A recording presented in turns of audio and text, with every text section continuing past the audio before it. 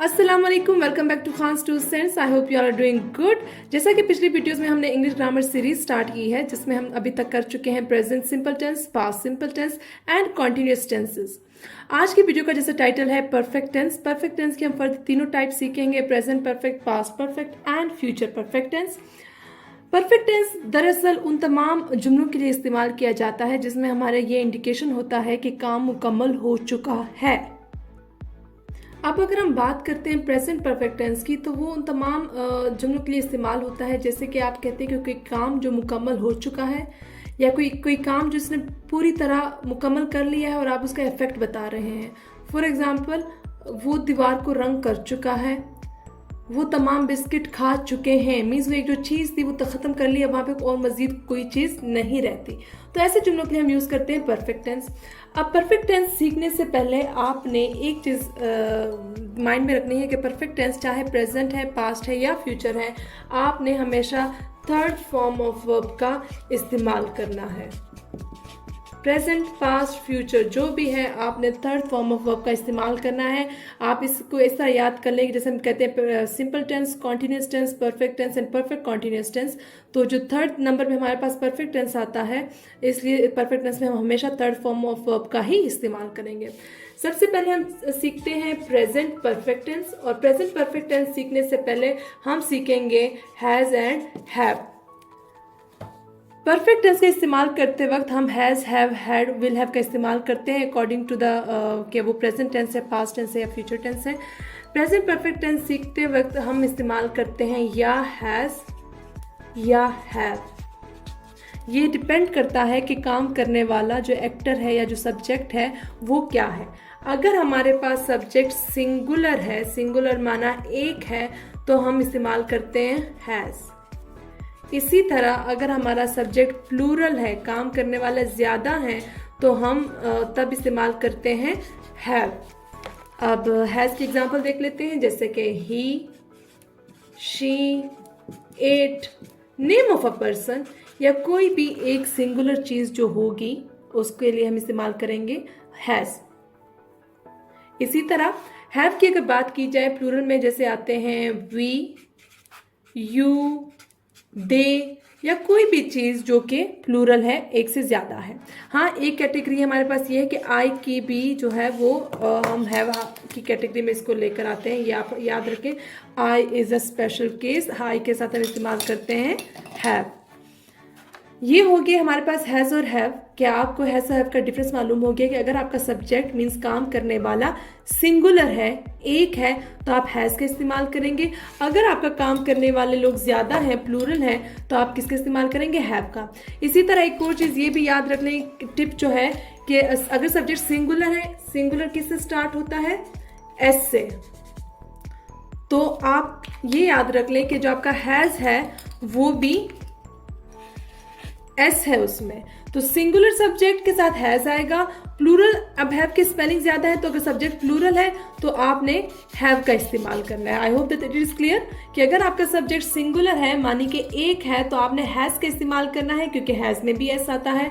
और अगर आपका सब्जेक्ट प्लूरल है, मीन्स ज्यादा लोग हैं, तो आपने हैव का इस्तेमाल करना है। अब अगर हम बात करें कि जुमले में कैसे इस्तेमाल करना है, स्ट्रक्चर सीखते हैं परफेक्ट टेंस का। प्रेजेंट परफेक्ट टेंस का स्ट्रक्चर कुछ यूं है कि आप यहाँ पहले सब्जेक्ट लिखेंगे, उसके बाद according to the subject you will use has और have, and again remember we will use third form of verb whether it is present tense, past tense और future tense। और इसके बाद आपके पास आता है ऑब्जेक्ट। हम कुछ एग्जांपल्स कर लेते हैं, जैसा कि we, I, she, अली। अब अगर we की बात करें, we प्लूरल है, तो डेफिनेटली हम लिखेंगे have और थर्ड फॉर्म ऑफ वर्ब का इस्तेमाल करेंगे। जैसा कि हम कह सकते हैं कि we have completed our task। इसी तरह अगर मैं आई की बात करूं, तो हम कह सकते हैं कि आई को हमने स्पेशल कैटेगरी में रखा था, इसमें भी हैव का इस्तेमाल होता है। तो हम कहेंगे कि I have eaten my lunch. इसी तरह अगर हम शी की बात करें, she is singular, so with singular we use has. She has cleaned her room, clean, cleaned, clean, third form of verb. इसी तरह Ali again is singular, so we will use has.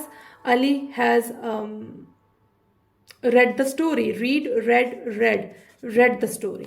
ठीक है, ये याद रखें कि रीड की सेकंड एंड थर्ड फॉर्म की प्रोनाउंसिएशन रेड होती है, बट उसकी स्पेलिंग सेम है। आई hope that it is clear. अब हम बात करते हैं पास्ट परफेक्ट टेंस की।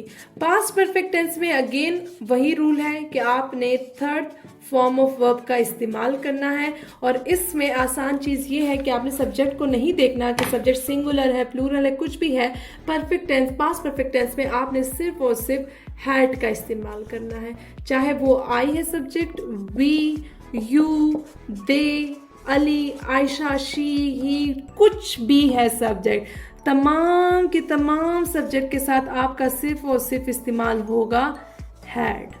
और हैड के बाद अब आपने कोई भी थर्ड फॉर्म लगा देनी है, जैसा कि I had gone to Lahore, we had completed our task, you had eaten all the biscuits, they had watched the movie, third form of verb। तो आपका कोई भी सब्जेक्ट है, सिंगुलर, प्लूरल, आपका इससे कोई इफेक्ट नहीं पड़ेगा। आपने बस सिर्फ हैड का इस्तेमाल करना है और हैड के साथ थर्ड फॉर्म ऑफ वर्ब। इसी तरह आगे चलते वक्त हम बात करते हैं फ्यूचर परफेक्ट टेंस की।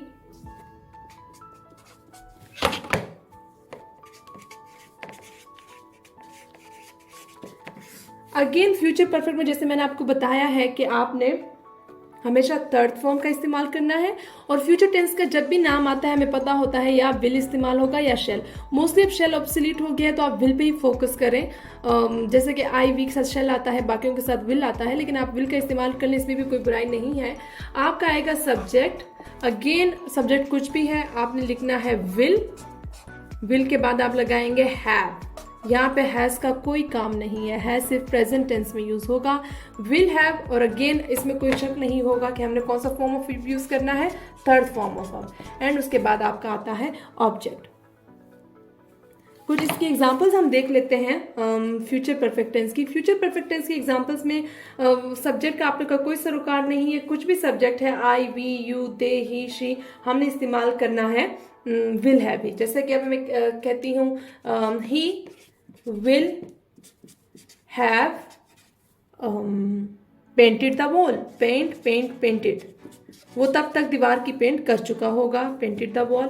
इसी तरह they will have written the letter। तो आपका कोई भी सब्जेक्ट है, आपने सिर्फ विल हैव का इस्तेमाल करते हुए third form of verb use करनी है, and that's it. I hope that it is clear. जल्दी से क्विकली एक रिवीजन कर लेते हैं कि परफेक्ट टेंस में हमेशा आपने थर्ड फॉर्म ऑफ वर्ब का इस्तेमाल करना है, चाहे वो प्रेजेंट टेंस है, पास्ट टेंस है या फ्यूचर टेंस है। प्रेजेंट टेंस का इस्तेमाल करते वक्त आपने ये ध्यान रखना है कि आपका सब्जेक्ट सिंगुलर है या प्लूरल। अगर सब्जेक्ट सिंगुलर है तो आपने हैज लगाना है, अगर आपका सब्जेक्ट प्लूरल है तो आपने हैव लगाना है। इसी तरह पास्ट टेंस का कोई सरोकार नहीं सब्जेक्ट के साथ, बस आपने had and third form of verb लगानी है। फ्यूचर टेंस में अगेन आपने will have and third form of verb का इस्तेमाल करना है। अगर हम जल्दी से बात करते हैं इनके नेगेटिव बनाने की, तो आसान सी बात है, हैज, हैव, हैड और विल हैव के बाद आपने बस नॉट का इजाफा करते जाना है। We have not completed, I have not eaten, we had not gone, we had not eaten. यहाँ पे आपने विल के बाद लगाना है will not. He will not have painted the wall, they will not have written the letter। और future का अगर इन सब का आपने वो बनाना है क्वेश्चन, तो बस आपने हैज़, हैव, हैड वगैरह को बिगनिंग में ले आना है। I have eaten my lunch, have I eaten my lunch, she has done her work, has she done her work. So I hope that the perfect tense is clear. आपकी कोई भी query हो आप comment में पूछ सकते हैं। इजाज़त दीजिए, नेक्स्ट वीडियो तक, अल्लाह हाफिज़।